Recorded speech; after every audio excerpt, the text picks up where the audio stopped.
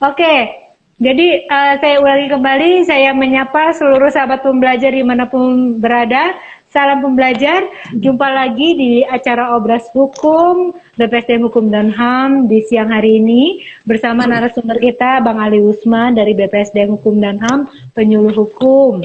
Dan Obras kita pada hari ini bertemakan tentang kasus kekerasan terhadap anak panti asuhan di Kota Malang di mata penyuluh hukum. Oke, sedikit tadi sudah disampaikan, tapi mungkin ada beberapa sahabat pembelajar yang mungkin baru pertama kali join. Tadi kita sudah sempat live, cuman terputus karena jaringan. Jadi kita rejoin lagi, kita live lagi, kita ulang. Jadi saya sampaikan kembali bahwa tema kita pada siang hari ini itu adalah suatu kasus kekerasan yang dialami oleh seorang anak perempuan yang berusia 13 tahun di Kota Malang. Jadi kasus ini sedang viral di mana sang anak ini mengalami pelecehan seksual dan juga korban pencabulan dan persekusi. Nah, oleh sebab itu di kasus ini saya mau tahu mengenai hukum berkaitan dengan hukum dari kacamata penyuluh hukum dari Bang Ali. Ya, Bang Ali, gimana tanggapan Bang Ali mengenai kasus yang saat ini sedang viral, yaitu seorang anak yang mengalami korban pencabulan dan persekusi di Kota Malang, yang dimana anak ini merupakan anak dari salah satu panti asuhan ya, yang sudah 6 tahun berada di sana. Dan bagaimana tanggapan Bang Ali sendiri mengenai kejadian itu, Bang? Iya, jadi memang kalau kita melihat kasus baik di media sosial, media elektronik ini memang ya sangat disayangkan dan turut prihatin ya. Karena ini memang dari informasi yang kita terima bahwa pelaku ini ternyata masih anak-anak. Jadi ya sangat memprihatinkan gitu. Dan mudah-mudahan ini bisa jadi pelajaran bahwa tidak ada lagi kekerasan baik fisik, psikis terhadap anak-anak.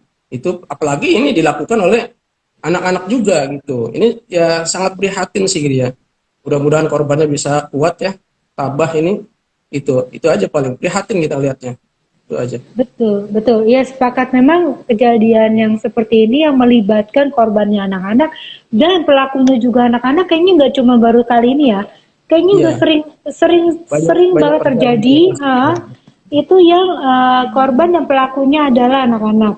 Lalu Bang, bagaimana perlindungan hukum terhadap pelaku maupun terhadap korban yang notabene sama anak-anak?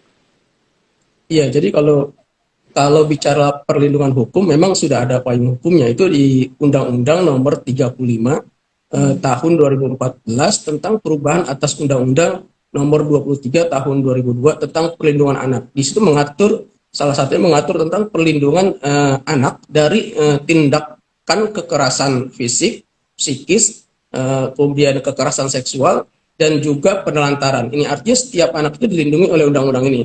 Yang terakhir juga itu sudah ada perubahannya, yaitu perubahan kedua, yaitu Undang-Undang Nomor 17 tahun 2016. Itu perubahannya. Itu lebih kepada pemberatan hukuman. Itu artinya setiap anak dilindungi oleh undang-undang itu. Undang-undang perlindungan anak sudah ada payung hukumnya.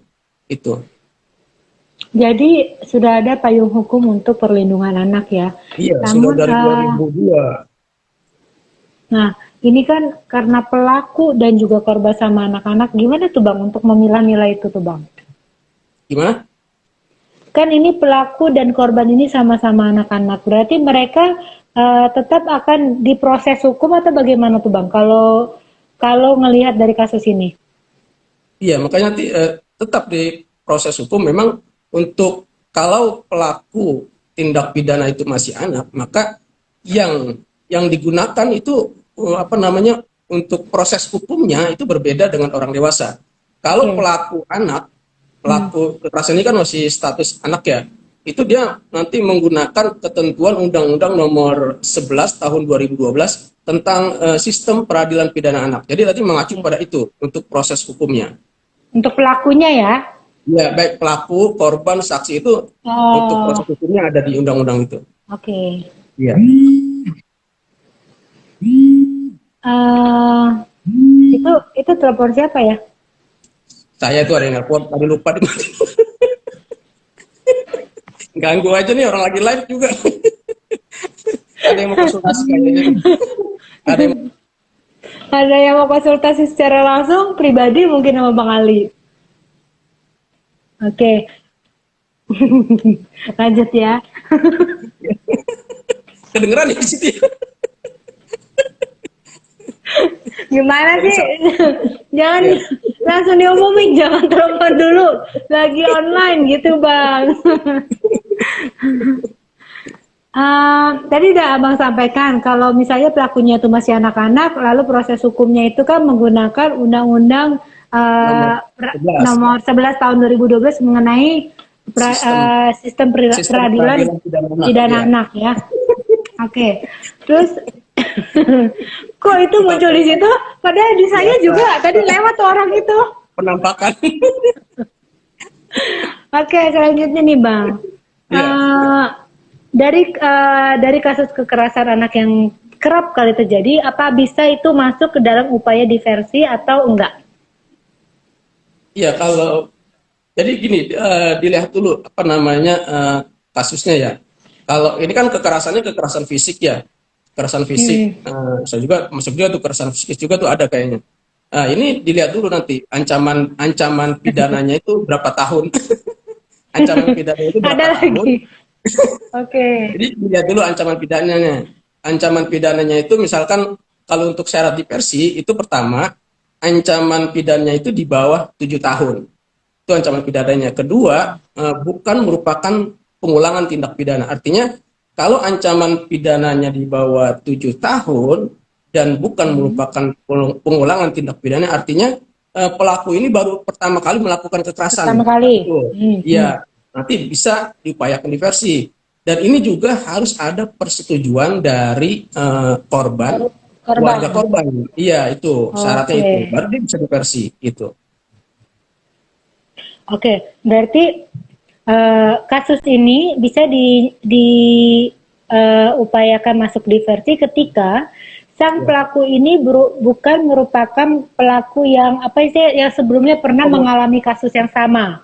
Ya, jadi Oke. gini intinya dia belum pernah melakukan, makanya disebutnya ya, bukan pengulangan tindak pidana. Artinya dia memang baru pertama kali melakukan kekerasan itu. Kemudian kan gini kalau di Undang-Undang Perlindungan Anak ini sanksi bagi pelaku kekerasan terhadap anak. Ini kan anak sama anak, jadi sama. Jadi setiap orang itu dilarang melakukan kekerasan.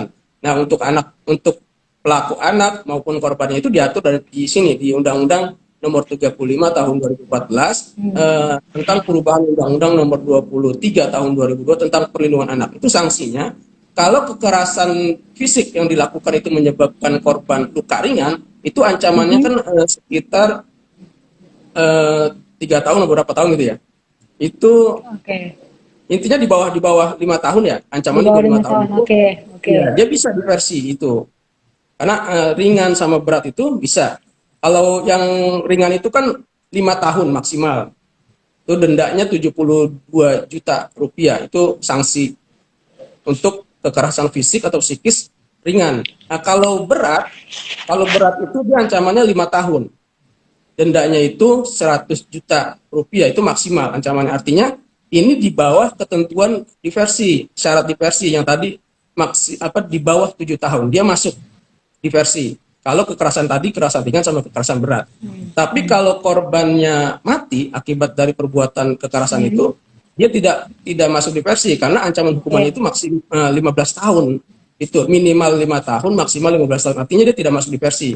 Tapi kalau kita lihat dari kasus ini, kalau misalkan hasil penyidikan dia hanya luka berat atau luka ringan, itu sama diversi.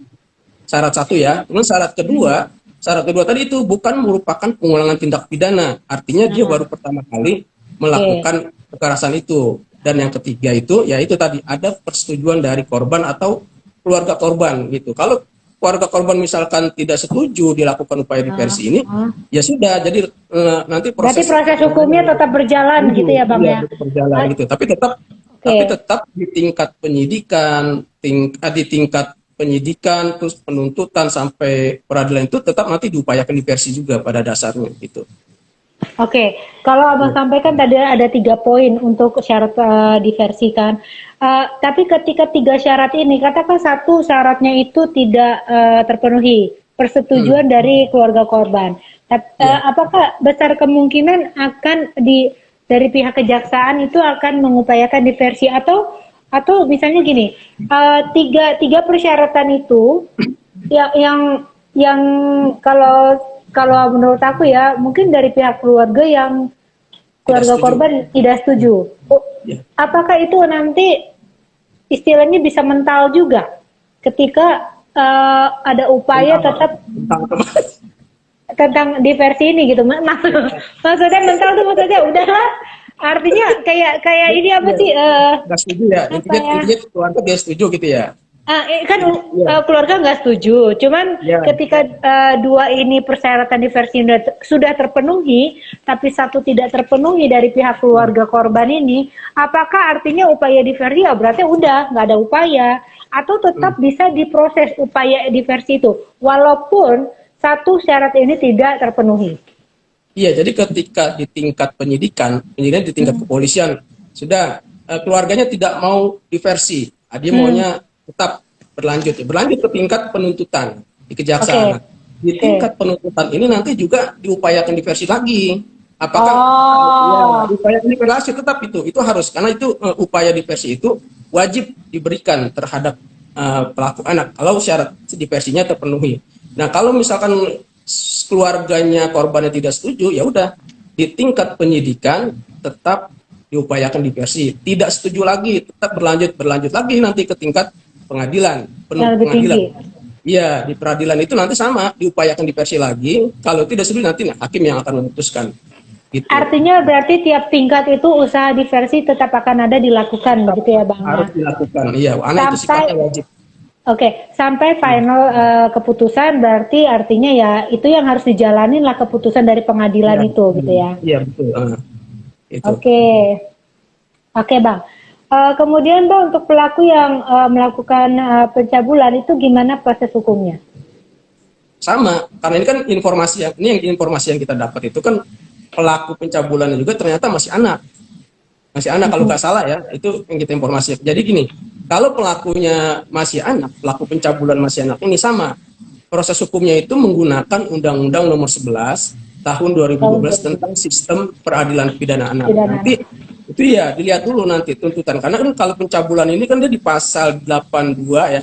Di pasal 82 Undang-Undang Nomor 35 itu pencabulan ancaman hukumannya itu paling singkat 5 tahun dan maksimal 15 Digital. tahun paling lama. Oke. Artinya dia di sini tidak memenuhi syarat diversi. Itu karena pencabulan ini maksimalnya itu 15 tahun ancaman hukumannya. Jadi dia tetap proses persidangan itu terhadap pelaku pencabulannya ya. Tapi kalau misalkan yang melakukan kekerasan fisik tadi itu ya itu dilihat. Kalau kekerasan ringan aja kan cuma 5 tahun ancamannya, kemudian kekerasan berat juga itu 5 tahun. Jadi ya bisa, artinya masih di bawah 7 tahun bisa upaya diversi sepanjang syaratnya tadi terpenuhi itu. Tapi kalau untuk pencabulan, pelaku pencabulan ini jelas tidak masuk. Kalau di Nggak masuk undang-undang diversi itu ya tidak masuk. karena maksimal 15 tahun. Iya, Yang ancamannya 15 tahun. jadi yang syarat untuk suatu kasus bisa diupayakan diversi ketika maksimal hukuman itu Di bawah maksimal di bawah di 7 bawah tahun. 7 tahun. Oke. Ya, bukan maksimal ya, di bawah 7 tahun ancaman Oke. pidananya. Hmm. Kemudian bukan merupakan pengulangan tindak pidana, itu syarat diversi. Gitu. Oke.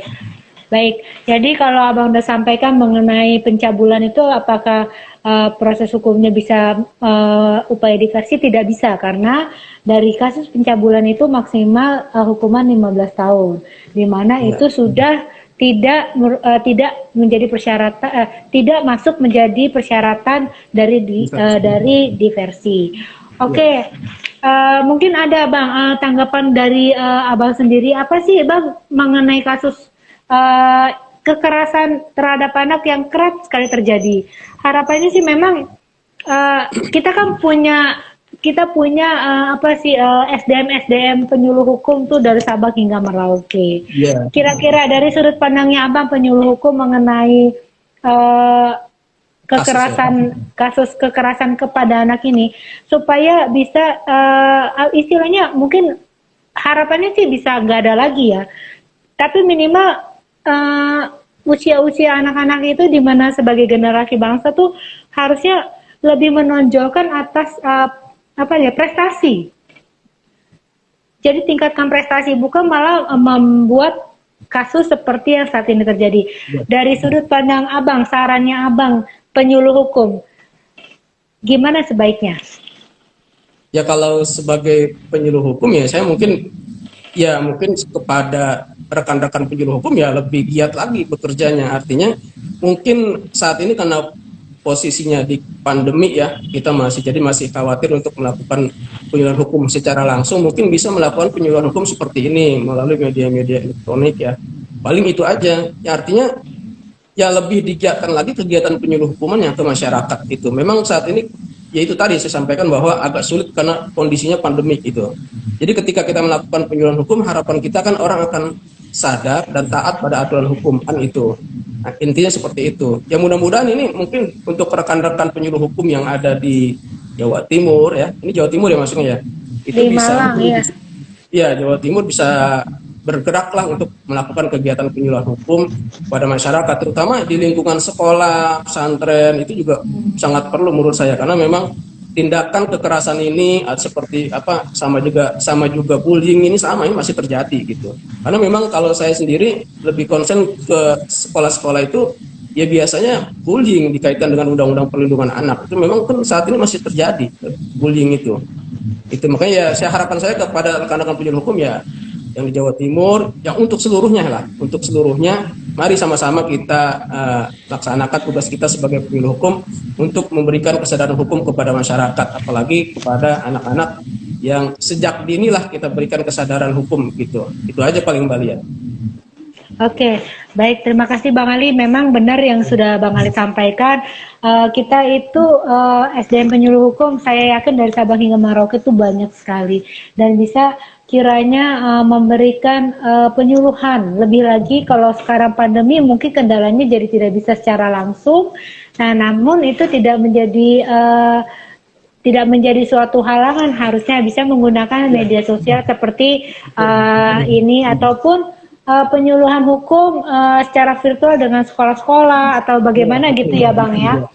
Iya betul. Kemarin saya juga melakukan itu Mbak, melakukan kegiatan penyuluh hukum di sekolah SMP IT Tahul Ulum itu secara virtual itu para anak-anak sekolah. Mungkin bisa seperti itu jadinya kerjasamanya ya virtual. Gitu. Betul. Ya memang semoga dengan apa yang sudah disampaikan Bang Ali itu bisa menjadi wawasan baru juga bagi para rekan-rekan SDM penyuluh hukum yang sudah mengikuti kegiatan ini, bahwa memang yang namanya memberikan penyuluhan hukum itu sekarang bisa menggunakan media virtual, di mana bisa bekerja sama dengan instansi atau sekolah-sekolah atau warga-warga yang ingin diberikan penyuluhan hukum, begitu ya Bang Ali ya? Iya, ya seperti itu. Baik, terima kasih sekali Bang Ali untuk obrolan kita pada siang hari ini.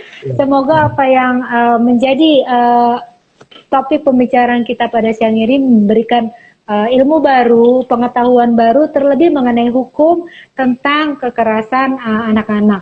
Baik, demikian sahabat pembelajar dimanapun berada, terima kasih sudah mengikuti kegiatan Obras Hukum BPSDM Hukum dan HAM. Dan selamat menjalankan aktivitas selanjutnya dan salam pembelajar. Sampai jumpa. Salam pembelajar.